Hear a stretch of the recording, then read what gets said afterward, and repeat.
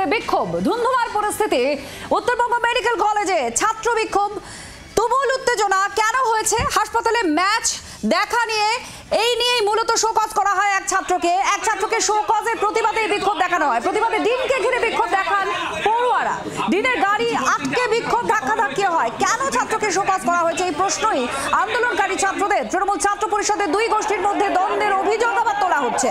এক পক্ষ ডিনকে বেরিয়ে যেতে সাহায্য করলে দুপক্ষের মধ্যে ব্যাপক হাতাহাতি বেঁধে যায়। যাদবপুরের মতো ডিনের গাড়ি এখানে আটকে রেখে চলে বিক্ষোভ, আর সেখানে ব্যাপক মারামারি শুরু হয়। আহত হন কমিউনিটি মেডিসিনের ডাক্তারি পড়ুয়া সানি মান্না, তার হাত কেটে যায়। পরে পুলিশের সাহায্যে ডিনকে বের করে নিয়ে যাওয়া হয়। এই সানি মান্না কি বলছেন একবার শুনুন।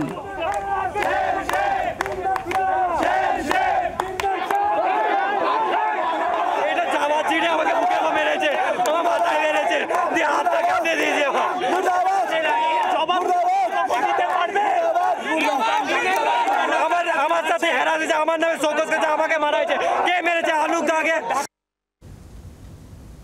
একেবারে যাদবপুরের ক্যাম্পাসে ঠিক যে ছবি দেখা গিয়েছিল সেরকমই ছবি উত্তরবঙ্গ মেডিকেল কলেজেও দেখা যাচ্ছে।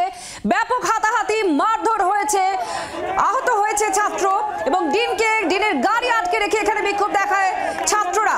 মূলত এই ঘটনার সূত্রপাত চ্যাম্পিয়ন্স ট্রফির ম্যাচ দেখাকে কেন্দ্র করে এক ছাত্রকে শোকজ করা হয়, আর সেই শোকজ কেন করা হয়েছে তার প্রতিবাদে আন্দোলনকারী পড়ুয়ারা বিক্ষোভ দেখাতে থাকে। তৃণমূল ছাত্র পরিষদের দুই গোষ্ঠীর মধ্যে দ্বন্দ্বের আবার অভিযোগ উঠছে।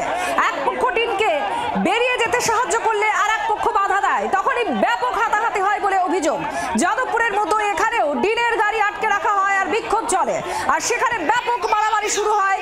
কমিউনিটি মেডিসিনের ডাক্তারি পড়ুয়া সানি মান্না, সে আহত হয়, তার হাত কেটে যায়। পরে পুলিশের সাহায্যে ডিনকে বের করে নিয়ে যাওয়া হয়। দুপক্ষের বক্তব্যই এবার শোনাবো। যাদের বিরুদ্ধে অভিযোগ যে তারা সেখানে কেন শোকজ করা হয়েছে এই প্রশ্ন তুলে আন্দোলন শুরু করেছিলেন, অপরপক্ষ ডিনকে বের করিয়ে নিয়ে যাওয়ার চেষ্টা করছিল, তাদেরই বা কি বক্তব্য শুনুন। ব্যাপারটা হচ্ছে গিয়ে গত 9 তারিখে আমাদের কলেজে ইন্ডিয়া ভার্সেস নিউজিল্যান্ড একটি খেলা অনুষ্ঠিত হয়। তো আমাদেরই intern batchmate doctor Sunny Manna, সে সেটাকে দায়িত্ব নিয়ে করেছিল। এবার বর্তমানে কি হলো, গতকাল আমরা জানতে পারলাম হঠাৎ তার নামে একটা শোকজ লেটার বেরিয়েছে এবং সে LT 400-এর পারমিশন কেন করিয়েছে। প্রথম এখানে যেটা জানার বিষয়, ও LT 400-এর পারমিশন করায়নি। তাহলে হচ্ছে কি নিশ্চয়ই ম্যাডামের কাছে কোনো একটা রং ইনফো এসছে বা রং ইনপুট এসছে। এই রং ইনপুটটা ম্যাডামকে কে দিয়েছেন? যদি রং ইনপুট এসেই থাকে তাহলে ম্যাডাম কেন সেটাকে ভেরিফাই করেননি? তার মানে কেউ বা কারা কি ম্যাডামকে সেই রকমভাবে চাপ দিচ্ছেন?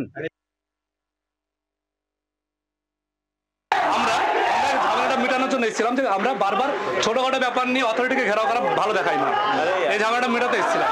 ওরা নিজেরা এখন রিভেঞ্জের মোডে আছে। একটা শোকজ নোটিংয়ের জন্য এত কিছু করার কোনো মানে হয় না। আমরা প্রোটেস্টের মতো এরকম সেন্সিটিভ জায়গাতেও আমরা কোনোদিন মারপিট হতে দিইনি। আমরা সিনিয়ররা এসে আটকেছি। এখন পার্সোনাল যদি গ্রাজুয়েশনের কারণে কারোর মধ্যে হয়ে যায় তাও হয়নি, তাও হতে দিইনি। এখন নিজেদের মধ্যে ধাক্কাধাক্কিতে লেগে গেছে, কিভাবে লেগেছে আমরা জানিও না। দুপক্ষের আপনারা বক্তব্য শুনলেন, এবার ডিনের বক্তব্য শোনাবো। কি বলছেন তিনি শুনুন। আগে এরা একটা ইন্ডিয়া পাকিস্তান ম্যাচের জন্য পারমিশন চেয়েছিল। আমি বললাম লেকচার থিয়েটার শুধু একাডেমিক পারপাস জন্যই ইউজ হবে, তোমাদের আরও মাল্টিপারপাস হল আছে, উত্তরায়ণ আছে, সেইখানে তোমরা এক্সট্রা ক্যারিকুলার অ্যাক্টিভিটি করতে পারো। কিন্তু তোমরা কোনো, আমি লেকচার থিয়েটার জন্য অ্যাটলিস্ট আমি কোনো এক্সট্রা ক্যারিকুলার অ্যাক্টিভিটির জন্য অ্যালাউ করছি না। বাংলার আওয়াজ, বাঙালির আবেগ, জি 24 ঘন্টা।